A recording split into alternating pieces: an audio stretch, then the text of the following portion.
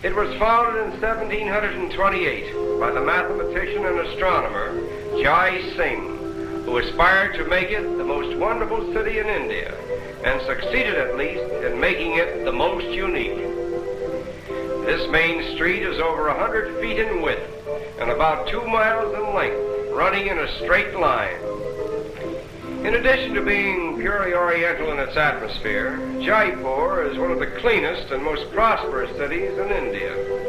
The buildings are all painted in one uniform color, a rose pink, which reflects a soft and fascinating light. The shops run along both sides of the street, each being a single cell in a continuous arcade.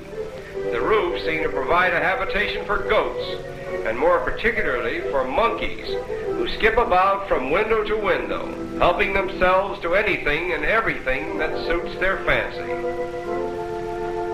Perhaps there is no place in the world where birds and beasts live in closer proximity with mankind than they do here in Jaipur. The reason for this may be due to the fact that the Jain religion, the more orthodox branch of Hinduism which thrives here, prohibits the injuring or killing of anything that lives in flesh. The adherents of this religion, numbering about 1 million of India's population, would not so much as lift a finger to brush a fly or an insect from their baby's eyes. Moreover, the Jains actually support beast hospitals where old or lame animals are housed and fed. These little tick birds, however, are not so religious, for their diet consists of the ticks and insects which inhabit the skins of dumb beasts. It is remarkable to note how little fear the animals and birds seem to have of each other, or of the human life that moves about them.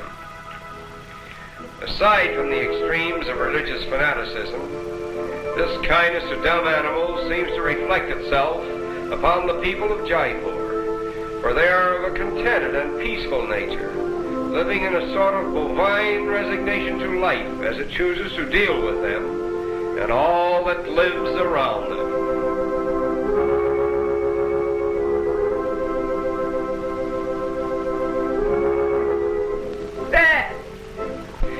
No one has been able to prove just where the proverbial Ark of Noah anchored with its cargo of animals, but if we may be permitted to venture our guess, we would say Jaipur. For nowhere else in the world have we seen so many different types of animals mingling so freely with mankind. This leopard has a little growl for us, but for his master, he has all the gentleness of a kitten.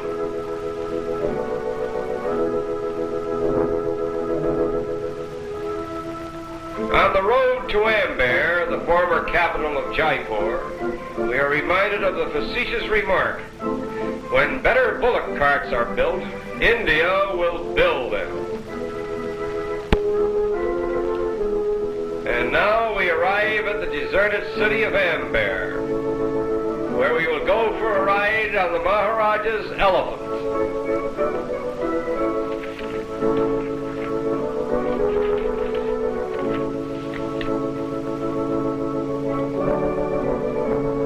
The approach to the Maharaja's palace on the back of one of his elephants lends an atmosphere to the journey that is typical of India.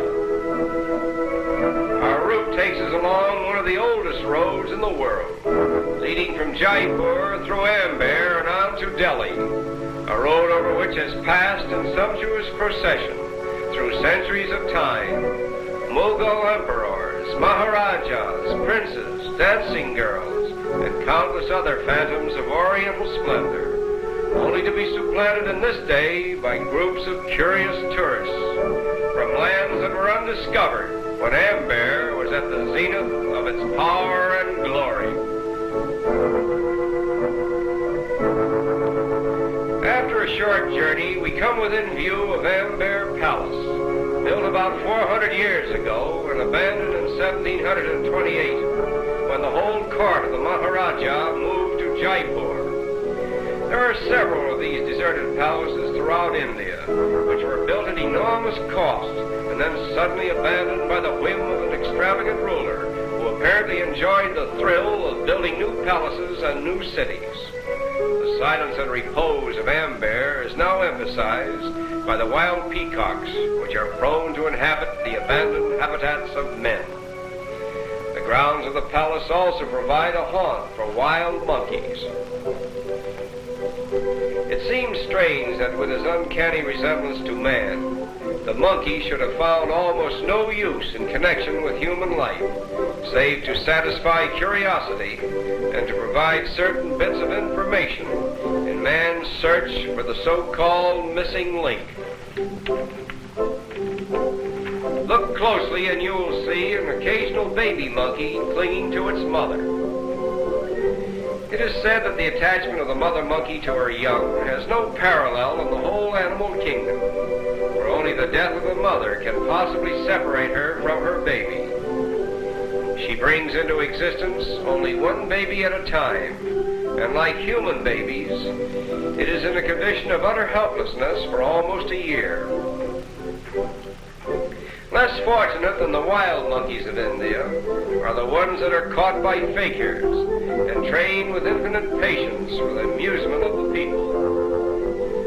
The Indian fakir, with his little animal circus, provides entertainment for the native Indian, even as the motion picture theaters provide entertainment for the masses in other countries.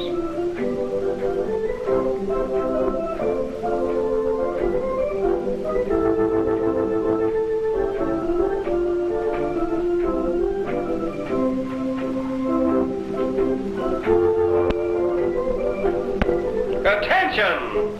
The camel cart of His Highness, the Maharaja of Jaipur. Whoa! Of all the strange accidents, imagine a couple of camels dropping in on you during your Sunday drive. Fortunately, no one was seriously injured. After a moment of adjustment, the automobile and the camel cart go their respective ways, little the worse for their experience. Nevertheless, this strange accident illustrates with a moral the fact that automobiles are out of place in Jaipur. Somehow it seems a pity that one little remote corner of the earth, where man and bird and beast live in perfect harmony with each other, could not be spared the encroachments of the machine age. And it is with this thought that we say farewell to colorful Jaipur.